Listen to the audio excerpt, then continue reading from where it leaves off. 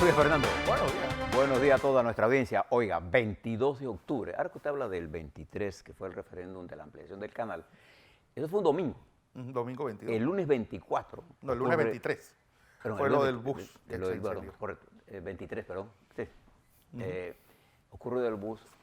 Una noticia de esta naturaleza fue totalmente opacada por la magnitud de la tragedia del bus que se quemó frente a Osana. ¿Te acuerdas de él? Sí, Mira cómo claro. la historia hace cosas Mañana me toca contarlo, hombre. bien. Quiero hablarle de muchas cosas que están ocurriendo, pero tengo aquí un tuit de nuestro amigo el ingeniero Carlos Salazar. Mire lo que dice don Carlos, lo voy a tener de referencia. Dice, los extremistas de izquierda y de derecha se parecen tanto entre sí que la historia los ha arrinconado, llevándolos a utilizar los mismos argumentos. Y le voy a poner un ejemplo de lo que él quiere decir con esto. Por ejemplo, usted escucha al señor Maduro hablar del desastre de la economía en Venezuela y él le achaca la culpa al imperialismo yanqui, a los lacayos del imperialismo, al grupo de Lima, a todo menos a ellos. Porque el modelo que se implementó en Venezuela no tiene viabilidad ni política, ni económica, ni social. No, ni lógica. Bien, usted escucha a Lenín Moreno, que firmó, o a Macri, que firmaron acuerdos con el Fondo Monetario Internacional dirigidos fundamentalmente a tomar medidas contra los pobres. ¿Y cuál es el argumento de Lenín Moreno después de... no, Venezuela. esto fue Venezuela, los cubanos, los rusos, el comunismo internacional, ahora en una nueva internacional. Hombre, La Unión de Repúblicas Socialistas de Latinoamericanas. América. Miren las cosas que se inventan. Lo porque pasó en Ecuador es responsabilidad del presidente Lenín Moreno, que tomó decisiones sin consulta. Les voy a hablar porque ahora les cuento el nivel de planteamientos que hizo el presidente de Chile anoche. Pero antes déjenme contarle algunas cosas, digamos, de la nata del chicheme, para después ir al chicheme. ¿Te parece? Bien. En este momento en que estamos nosotros conversando con ustedes, está reunido en la ciudad de Sochi, allá en Rusia, el presidente de ese país, Vladimir Putin, y el presidente de Turquía, Recep Erdogan, discutiendo los temas de relaciones bilaterales, pero uno de los temas fundamentales, Fernando, sin duda alguna es Siria. El presidente Putin, antes de arrancar la reunión, dijo que va a estudiar los planteamientos que haga el presidente Erdogan para entender qué es lo que pretende Erdogan en Siria. Bueno, para que sepan que el enemigo histórico de Turquía y del Imperio Otomano siempre fue Rusia. Sí, aquí se están viendo alianzas contra natura que uno piensa... Pero fíjese lo que propone el señor Putin, presidente de Rusia. Propone él ser el intermediario entre Siria, Turquía, Irán y los kurdos. Y los kurdos. Mire usted el papel de este nuevo, porque los Estados Unidos, al moverse del norte de Siria, Y creó dejar a un nivel Turquía abandonada. de un vacío que ha sido llenado. Uno por Siria, otro por Rusia y por ahí mismo la alianza kurda con los sirios le ha dado peso a Siria y Erdogan de Turquía. Peligroso. Nada más para que usted sepa, en este momento está ocurriendo esa reunión. ¿Qué va a pasar allí? Se lo vamos a comunicar porque va a tener un efecto importante. ¿En qué cosa? En una región que produce ¿qué cosa? Petróleo. ¿Y eso qué tiene que ver con nosotros? Bien, cualquier cosa que pase allí tendrá efecto en su bolsillo directamente. No tenga la menor duda. Acabo de enseñarles la guerra del Yom Kippur, cómo terminó, pues con nosotros, es decir, con toda América Latina en grampada. Bien. Y fíjate ahora en el otro lado del chicheme, en el peso, en los Estados Unidos, en esta argumentación siempre que la gente usa estos dos elementos cuando se juntan los extremos. Mire lo que está pasando en los Estados Unidos. El secretario de Estado Pompeo establece que el presidente Trump está listo para hacer cualquier acción militar contra Turquía, pero que prefieren la paz. Para todos los militares norteamericanos y para los que hemos estudiado la geopolítica de esa región, para poder hacer una acción militar contra Turquía, los Estados Unidos tienen que tener una plataforma militar bien fuerte para poder enfrentarse a eso. Eso no es tan fácil. Es el ejército más grande de Europa. Sí, pero además es una situación complicada porque Turquía no está en cualquier lugar. Turquía es el enlace entre Asia y Europa, y ahí hay como 3 millones de migrantes que donde los manden para Europa se va a formar el zafarrancho. Pero no se lo dejo allí, porque leía una columna de ese gran abogado norteamericano, Greg Craig. Para que lo conozcan, Greg Craig fue el asistente del senador Kennedy, que en la época de Noriega jugó un papel importante. Él estuvo aquí en Panamá haciendo una misión de estudio sobre lo que estaba pasando con Noriega en esa época. Él vino con Deborah DeMoss, la asistente del senador Helms, vino con Dick McCall, el asistente del senador Kerry, y vino con Moore, el asistente del senador D'Amato. Alfonso D'Amato. Nosotros nos hicimos muy amigos de ellos. Bueno, Greg, ayer en una entrevista que le hacen, le da una serie de consejos al presidente de los Estados Unidos. Acuérdese que Greg Craig acaba de salir absuelto de una acusación que se le hizo sobre precisamente los problemas en Ucrania. Él es el único demócrata que ha salido libre de esto. Bueno, él fue el abogado de Clinton, uno de los más importantes, y quien preparó a Clinton para la intervención que hizo frente al Senado, que fue grabada, pero él fue el que lo preparó. Greg le recomienda ayer al presidente de los Estados Unidos, Donald Trump, que cuando uno está en un hueco, debe dejar de cavar. ¿Y qué quiere decir con eso? No cabe más porque te estás hundiendo. Él le está recomendando que en vez de estar él opinando sobre el impeachment, deje que un equipo técnico de abogados maneje eso.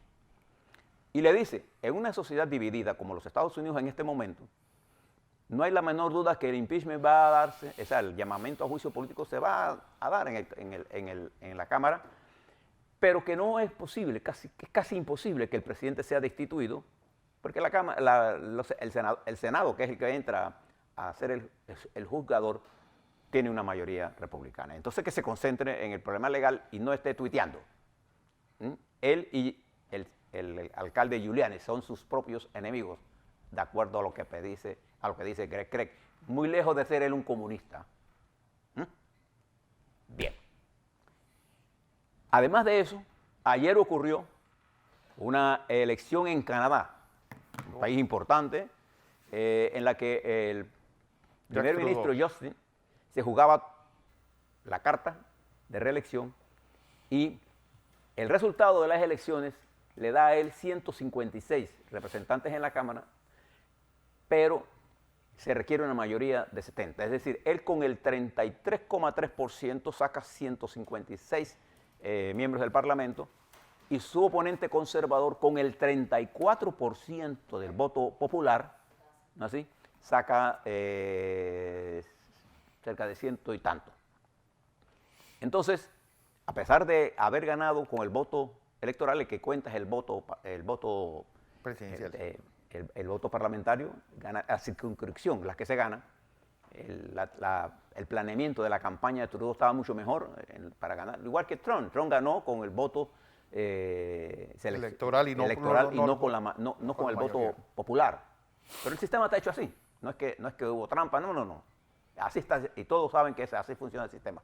Bueno, Trudeau, que tenía mayoría, ahora va a tener que ser la alianza o con el Partido de Quebec o con el Partido Demócrata. De todas maneras, él va a ser el próximo primer ministro. Una elección dura para él, pero sacó el 46,6% del voto de las circunscripciones. Eso es para que usted sepa lo que está pasando en lo espeso del Chicheme. Y en China están preparados para continuar la ronda de negociaciones con los Estados Unidos después de este importante avance que se hizo en las conversaciones en Washington. Eso es allá arriba. Bien. Mire usted lo que está pasando entonces en el otro Chicheme. Ayer se anunció con el 95,3% del conteo rápido y comprobado por oficial del Tribunal Electoral boliviano que Evo Morales obtendría el 46,8% del voto, mientras el señor Mesa obtendría el 36,7%. Es decir, hay una diferencia de 10,1% de mantenerse Evo Morales ganaría la presidencia en el definitivamente. Inmediatamente esto generó confusión. Acuérdense que yo le hablaba que ya Mesa se consideraba en la segunda vuelta. En la segunda vuelta. Pero no había terminado el conteo. Y el conteo del interior llegaba más tarde, se los dije. De todas maneras, hay un proceso electoral, hay discusiones en Bolivia y no hay la menor duda que habrá conflictos. Pero independientemente de que sea en primera vuelta que gana, lo que sí es cierto es que el primer lugar lo tiene Evo Morales y en eso no tienen discusión. El problema es si sacó 10 puntos de ventaja. Y todo parece indicar, de acuerdo a la información oficial, que eso es así. Ya la OEA está diciendo que no es así. Pero fíjese que cuando se dio el caso de Honduras, nunca reaccionaron con esa velocidad. Ese es el problema de las organizaciones cuando se ponen al servicio de una causa y no de la democracia. No estoy diciendo ni avalando el proceso electoral, estoy dando la información para que usted tenga esos datos y los utilice. Mire, en Israel, el primer ministro Netanyahu ya se le venció el plazo y reconoció que no puede formar gobierno. En consecuencia, Benny Gantz ahora estará autorizado por 28 días para intentar formar gobierno. De no ocurrir, no poder formar gobierno, entonces el presidente podría escoger otra tercera persona o llamar a una próxima elección. Entonces, esta incertidumbre en la dirección política de Israel no es bueno para la situación que se está dando en el Mediano Oriente, porque Israel es una pieza fundamental en el Mediano Oriente. Fundamental. Ojalá puedan llegar a algún acuerdo, porque en el desarrollo de los acontecimientos no es bueno tener a Israel con incertidumbres. No es bueno. Estamos en un escenario de guerra en el Mediano Oriente. Fíjese, en el Líbano, para que usted tenga ahí, que están pegaditos, las manifestaciones producto del gran desastre económico que es el gobierno del primer ministro Hariri, ya la fuente está diciendo, se va el presidente, se va todo y vamos a hacer un cambio de gobierno. Punto. O sea, ya no están pidiendo cambios, Fernando, de la campaña, la economía, no. Es un nuevo gobierno y punto. Eso en el área. Siria, Irán, Irak, Afganistán, Pakistán, con el conflicto Colombia, le da a usted una idea de lo que está pasando.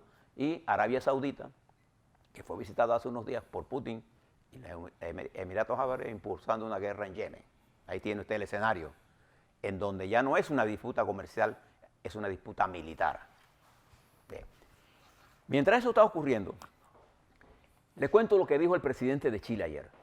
Y Fernando ayer en una reunión nos conversaba sobre eso. Cuando usted escucha al presidente Piñera hablando sobre la causa, ¿se acuerda que el domingo dijo? Estamos en medio de una guerra. Chile está en guerra. Bueno, ayer se dio cuenta que ese planteamiento no era el jefe de Estado camino. Mayor le dijo, yo no estoy en guerra con nadie.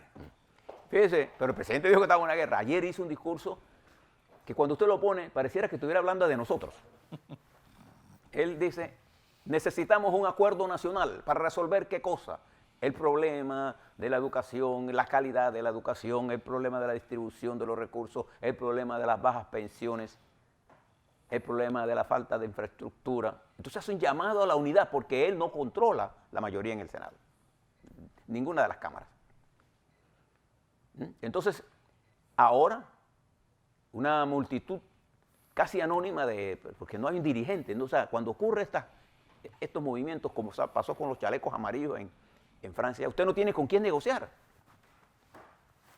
Porque cuando usted habla de los grupos sociales, no está hablando de nada en particular. Y es por eso que en las democracias sólidas existen las estructuras políticas partidarias. Entonces, ¿qué hace el presidente Piñera correctamente? Pedir un acuerdo partidario para enfrentar la crisis. ¿Eso no ha conocido? ¿Qué necesitamos nosotros en Panamá? Un acuerdo partidario para enfrentar las reformas constitucionales o las reformas que tenemos que hacer. O sea, porque es un conjunto de reformas. Entonces, creo que el presidente Piñera preste la atención al discurso. Me pareció un discurso sensato, contrario al que le escuché a Lenín Moreno, ¿no?, de odio, de meterle más candela al asunto. Bueno, acá el presidente Piñera, con mayor inteligencia, con mayor serenidad, con mayor profundidad, ha planteado lo que para mí es la salida de nuestros países. Acuerdos nacionales para solventar la crisis.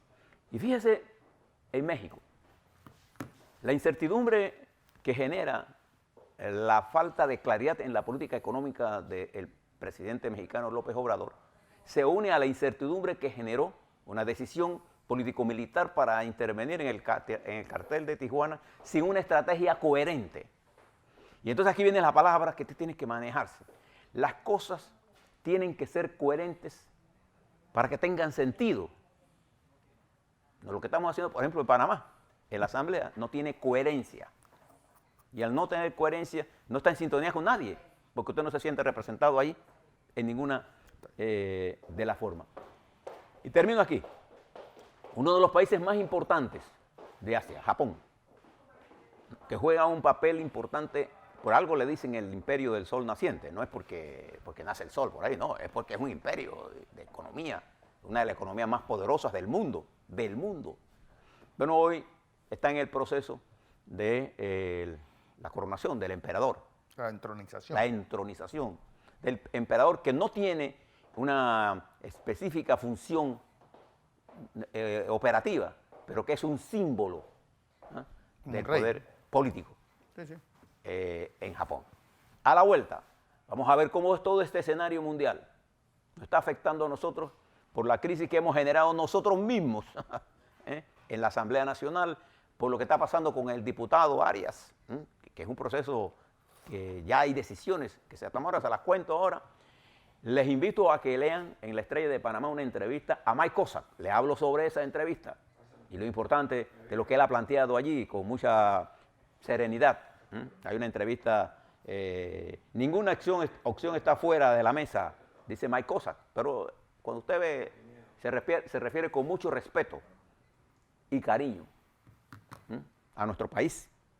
Y también el ingeniero Héctor Ortega, nuevo director del Metro. Ahora le hablo quién es Héctor Ortega y a quién reemplaza a ese gran profesional panameño, Roberto Roy.